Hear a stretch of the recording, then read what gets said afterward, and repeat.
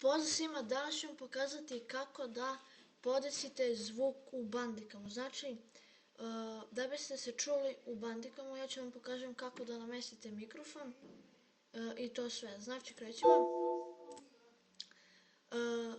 I sad, znači, kada uđete u Bandicam, meni je malo drugačiji Bandicam od drugih, ali dobro, nije važno.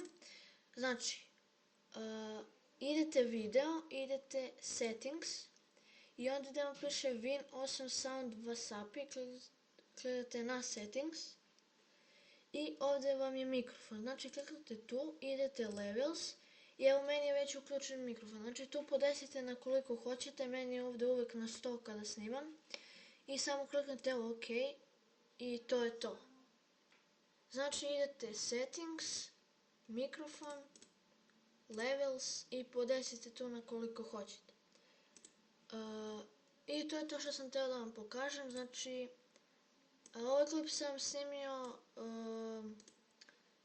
za jednog mog, da kažem, fana, da ga tako nazovem. To je Viktor, pozdrav za njega. Znači, on je htio da snimim ovaj klip kako podesiti mikrofon u Bandicamu i kako se čuti u klipu, tako da to je to što se tiče ovog klipa.